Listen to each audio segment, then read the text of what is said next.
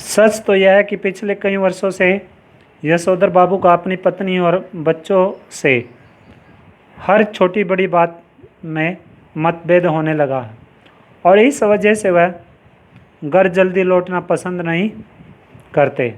जब तक बच्चे छोटे थे तब तक वह उनकी पढ़ाई लिखाई में मदद कर सकते थे। अब बड़ा लड़का एक प्रमुख विज्ञापन संस्था में नौकरी पा गया है। यद्यपि समहाउ यशोधर बाबू को अपने साधारण पुत्र को असाधारण वेतन देने वाली यह नौकरी कुछ समझ में आती नहीं है। वह कहते हैं कि 1500 रुपया तो हमें अब रिटायरमेंट के पास पहुँच कर मिला है। शुरू में ही 1500 रुपया देने वाली इस नौकरी में ज़रूर कुछ पेंच होगा। पेंच होता है कारण। यशोधर जी का दूसरा बेटा दूसरी बार IAS देने की तैयारी कर रहा है और यशोधर बाबू के लिए एक समझ सकना असंभव है कि जब यह पिछले साल एलाइड सर्विसेज की सूची में मानक ही नीचे आ गया था तब इसे ज्वाइन करने से इनकार क्यों कर दिया। इसका तीसरा बेटा स्कॉलरशिप लेकर अमेरिका चला गया और उनकी एकमात्र बेटी न केवल तमाम प्रस्तावित वर अस्वीकार करती चली जा रही है। प्रस्तावित वर क्या होता है?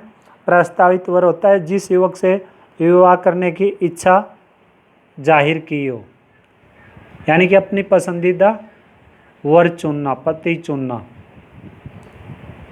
बल्कि डॉक्टरी की उच्चतम शिक्षा के लिए स्वयं भी अमेरिका चले जाने की धमकी दे रही है। यशोधर बाबू जहां बच्चों की इस तरक्की से खुश होते हैं वहां समहाउ यह भी अनुभव करते हैं कि वह खुशहाली भी कैसी जो अपनों में परायापन पैदा करे। अपने बच्चों द्वारा गरीब रिश्तेदारों की उपेक्षा उन्हें समहाउ जंचती नहीं।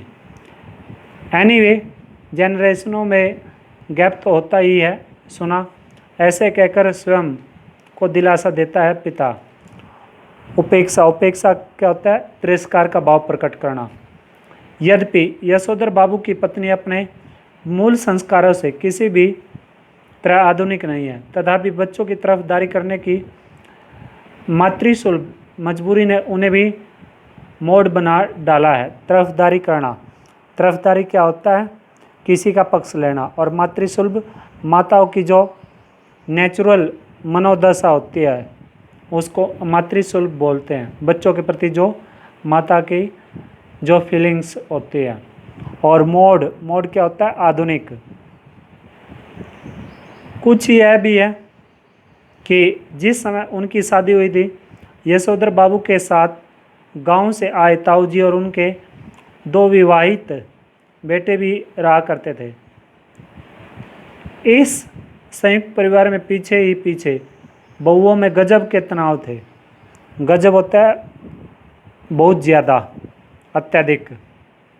ताऊ जी के डर से कोई कुछ कह नहीं पाता था। यशोधर बाबू की पत्नी की शिकायत है कि संयुक्त परिवार वाले उस दौर में पति ने हमारा पक्ष कभी नहीं लिया, बस जेठानियों की चलने दी। उनका यह भी कहना है कि मुझे आचार व्यवहार के ऐसे बंधनों में रखा गया मानो मैं जवान औरत नहीं बुढ़िया थी। जितने भी नियम इनकी बुढ़िया ताई के लिए थे वे सब मुझ पर भी लागू करवाए, ऐसा कहती है घरवाली बच्चों से। बच्चे उसे सहानुभूति व्यक्त करते हैं। सहानुभूति होता है सेटिस्फैक्शन देना। फिर वह यशोधर जी से उन्मुख होकर कहती है, तुम्हारी ये बाबा आदम के ज़माने की बातें मेरे बच्चे नहीं मानते तो इसमें उनका कोई कसूर नहीं।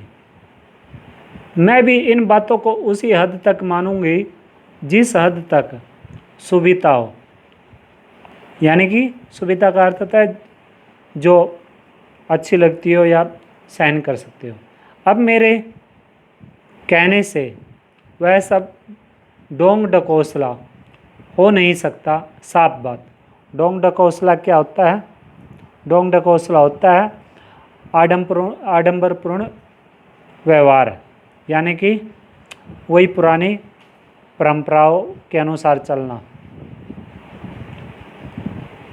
धर्म कर्म कुल परंपरा सबको डोंग डकोसला कहकर घर वाली आधुनिकताओं सा आचरण करती है। तो यशोधर बाबू सानियल बुढ़िया चटाई का लहंगा या बूढ़ी मुँह मुआ से लोग करे तमाशे कहकर उसके विद्रोह को मजाक में उड़ा देना चाहते हैं, अनदेखा कर देना चाहते हैं, लेकिन यह स्वीकार करने की को बाध्य भी हो जाते हैं, बाध्य होना, मजबूर होना कि तमाशा स्वयं उनका बना रहा है।